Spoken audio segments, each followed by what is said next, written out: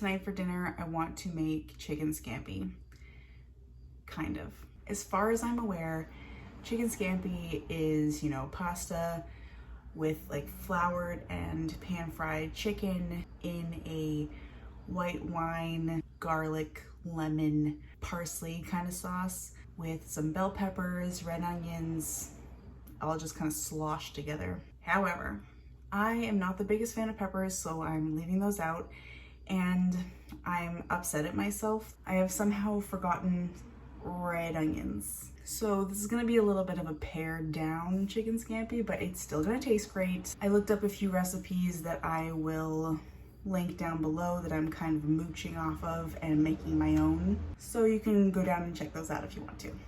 I've got all my stuff here ready to prep out and get cooking because I am hungry. First thing I'm gonna prep is some garlic, and I am definitely not measuring garlic. I never do.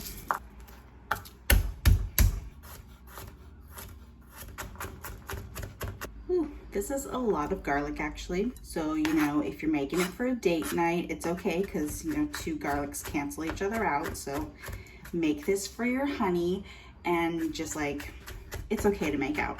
It's not a bad thing. Plus, no vampires. I want a lot of parsley. Get the big stems out of here. Roll it like a little cigar.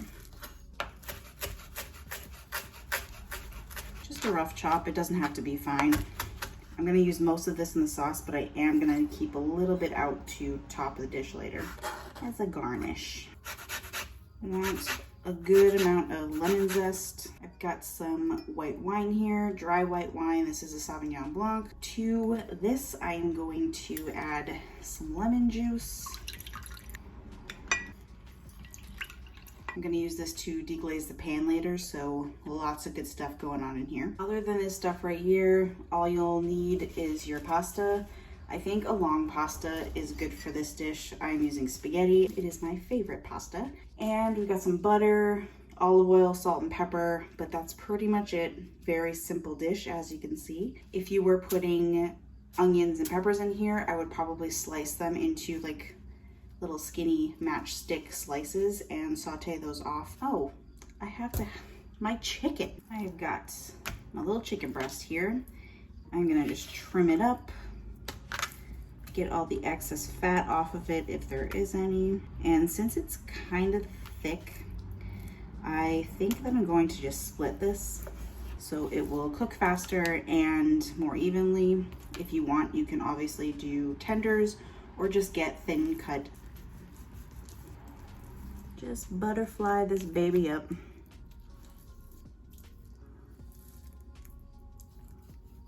Even as possible. No, actually that wasn't a bad cut. There's your chicken. Now all I do is just season this up, salt and pepper, and I'm actually going to put some flour on this before I throw it in the pan. Flouring it won't give it like that crust like a panko would or breadcrumbs, but it will give it a little something extra. Plus it's kind of good for the sauce. Helps it a little bit just to like thicken it just so.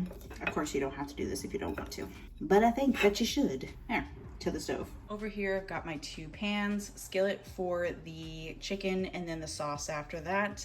Over here I have a pot for my pasta, salted water. Salt your pasta water and do not drain it after it's done. If you do drain it, save like a cup or so because we're gonna use that in the sauce. In my skillet, I have this on like a medium heat, just a little bit of butter and olive oil. Going to throw my chicken in until it is brown on both sides and cooked all the way through 165 internal temperature.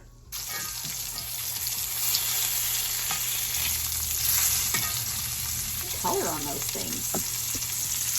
How nice that is. Could you even do the dishes if you don't have water all over you?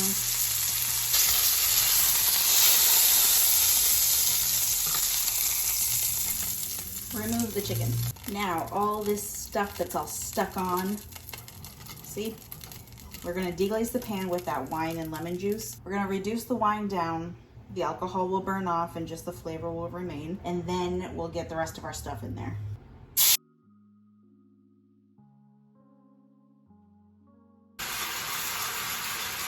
See, all of it is just lifting up beautifully. That smells delicious, and it's already reducing down quite a bit. I'm gonna let it go a little longer, just a little bit thicker, and then I'm gonna throw in my garlic and some butter. Then I'll add the parsley and the lemon zest, and our sauce will be done.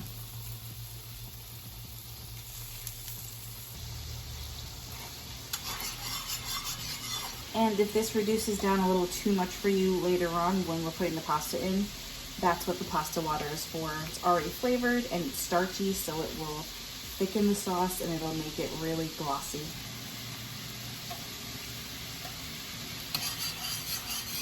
We'll definitely need some of that pasta water. It is reduced down very thick right now. You can add some chicken stock to this if you want to, and also you can use chicken stock if you don't want to use wine. But I'm gonna take this off the heat now and wait for our pasta to be done. While I am waiting for this to come back up to a temperature, I am noticing that I let it reduce a little too much, but that's fine. I'm going to add a little bit of pasta water in there just to get it a little saucier. And as this starts to heat up, that's gonna boil and make it thicker automatically. We're almost there with the pasta. Let me just test a little piece out. I'm going to put this pasta in here. It is okay if some of the water comes over with it. Everything helps. Toss, toss, toss. The pasta will finish cooking in this sauce. It'll be perfect by the time you're done, and it will be thick and glossy and saucy. Just keep tossing. Add a little more pasta water. Look at how thick and creamy this is. There is no cheese in here. There is no cream. It's just that pasta water does magical things. Look at her, she is served. I can't wait to eat this. I am so excited. This house smells so good. Should have left it on as my bib. First bite. It's so good. The wine in there is perfect. It doesn't taste like, you know, Redemption Center. And it's lemony, and that garlic, delicious. All of that parsley. The chicken is juicy and perfect, just like me. Make myself laugh. Oh, look at it. It's a great light meal. Takes no time to cook. The flavors are banging. You gotta try it. Enjoy. No. Just kidding, I'm gonna do that in the other room. Goodbye.